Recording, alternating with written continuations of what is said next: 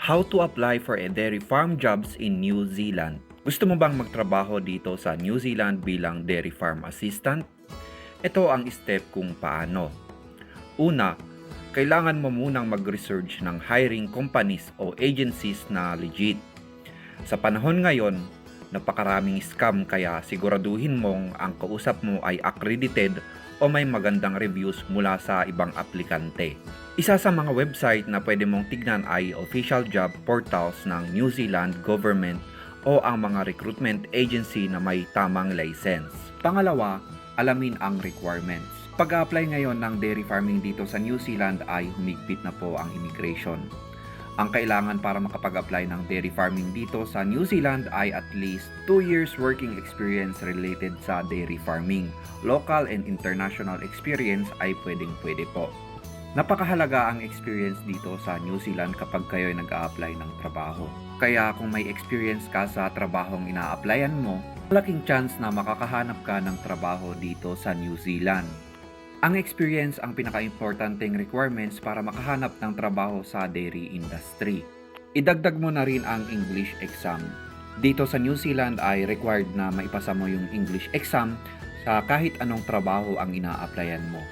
Kung sa dairy farming industry, ang English exam na pwede mong i-take ay IELTS or PTE.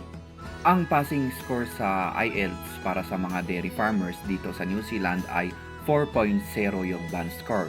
At sa PTE naman ay 29 points. At dapat rin ikaw ay healthy para maging fit ka sa trabaho dito. Kasi ang pagtatrabaho sa dairy farming ay mahirap. Lahat ng trabaho dito ay physical. Pangatlo, ihanda ang application process. Siguraduhin mo maayos ang CV mo. Malinaw, simple at naka-highlight ang experience mo sa farming o related fields. Kung nakahanda na lahat ng kailangan mo na documents sa pag-apply ay maghanap ka ng New Zealand-based agency or Philippine-based agency na nag-hire ng mga dairy farmers bound to New Zealand. Ito yung mga legit agency na nag-hire ng mga dairy farmers bound to New Zealand na naka-base dito. Una, The Regions. Pangalawa, Friends Recruitment.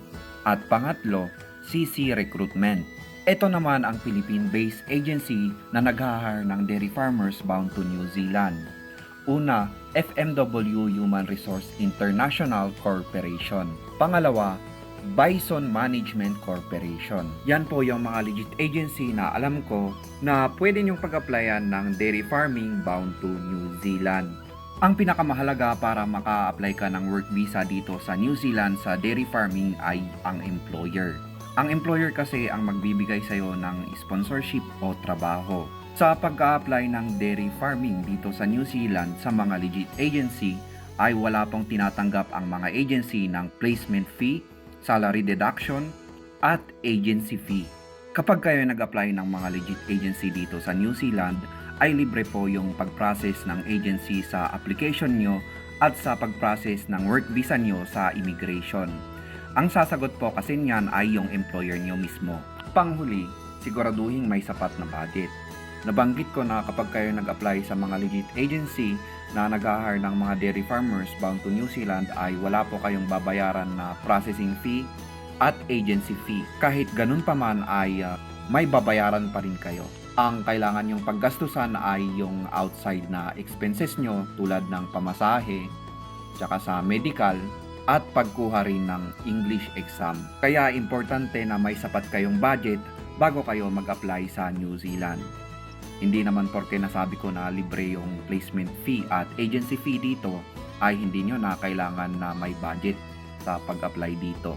Yan muna sa ngayon at abangan nyo pa ako sa mga New Zealand content ko. Kung interesado ka sa mga content na ginagawa ko, i-follow nyo lang ako at lagi kayong updated sa mga pinopost ko dito sa page. Maraming salamat sa panonood at kita-kits tayo sa susunod kong video.